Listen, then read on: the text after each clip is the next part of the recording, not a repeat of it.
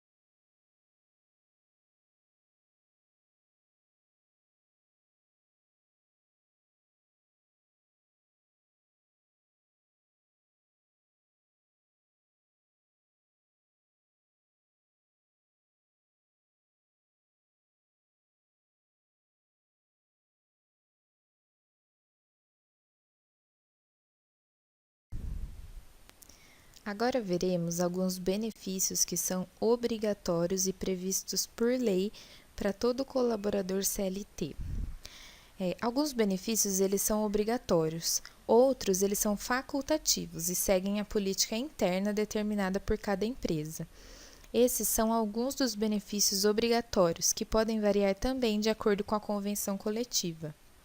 Vale transporte, refeição, férias remuneradas, 13º salário, adicional noturno, adicionais de insalubridade e periculosidade. Vamos ver agora mais detalhadamente um pouco desses benefícios. Vale transporte.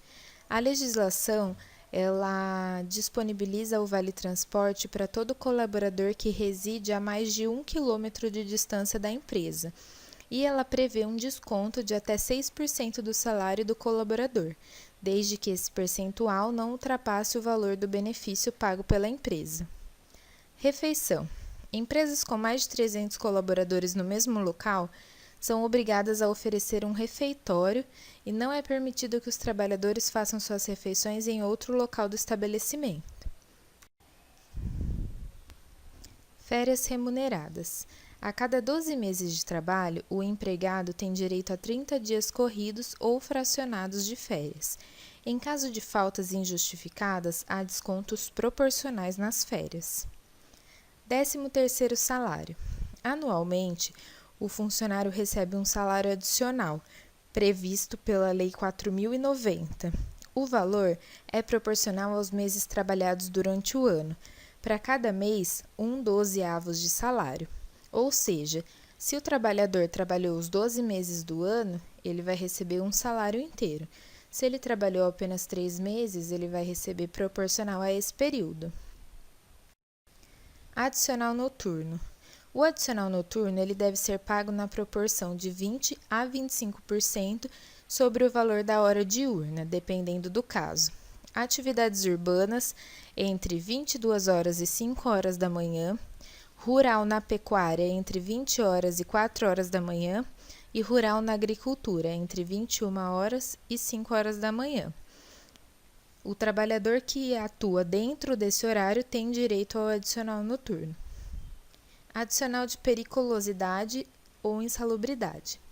A legislação trabalhista protege todo trabalhador que executa suas funções em atividades insalubres ou perigosas, de forma a amenizar o impacto dessas atividades na saúde do trabalhador. Ou seja, atividades insalubres são, por exemplo, pessoas que trabalham em locais muito quentes ou em locais muito fechados, que podem atingir a sua saúde. E periculosidade são lugares perigosos, que podem também prejudicar a saúde do colaborador. Jornada de trabalho. A jornada de trabalho CLT é o conjunto de horas para as quais os profissionais são contratados para exercer as suas atividades laborais. Por ser regida pelas leis trabalhistas vigentes no país, existem regras que os empregadores não podem desrespeitar. Por exemplo, carga horária máxima semanal. O trabalhador ele pode exercer no máximo 8 horas diárias, totalizando 44 horas semanais. Existem empresas que optam por carga horária menor, como por exemplo 20 horas, 30 horas, 40 horas. Intervalo de descanso. Para pessoas que trabalham acima de 6 horas diárias, o intervalo é de no mínimo 1 hora e no máximo 2 horas. Quem trabalha de 4 a 6 horas por dia tem direito a 15 minutos de intervalo. E menos de 4 horas não tem obrigação do intervalo.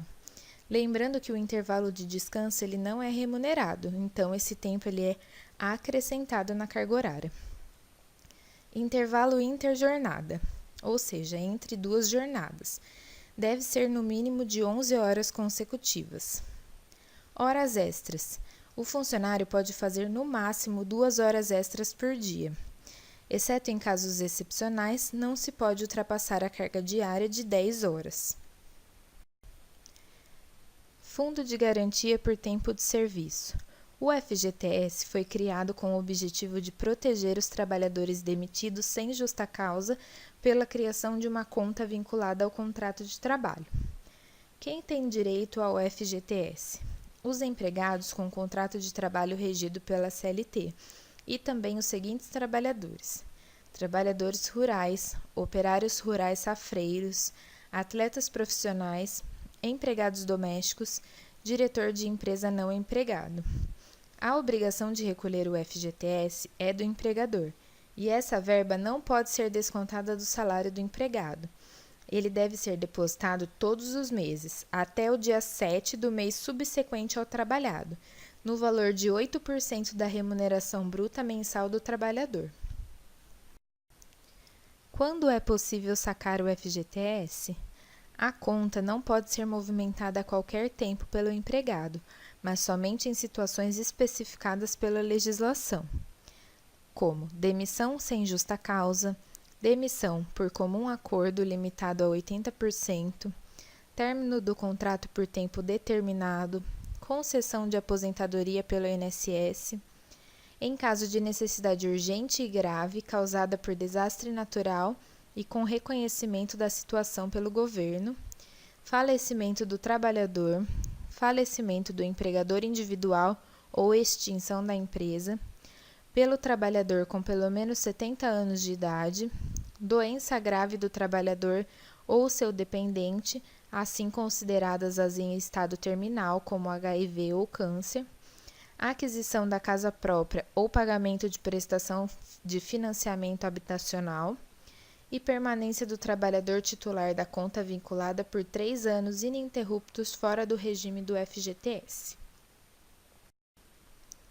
A legislação trabalhista, em alguns casos, é complexa e geram algumas dúvidas. Então, quando surgir alguma situação nova, não deixe de consultar a CLT, estudar a cláusula e até buscar conhecimento com outros profissionais. Espero que esse módulo tenha sido útil para você. Até o próximo!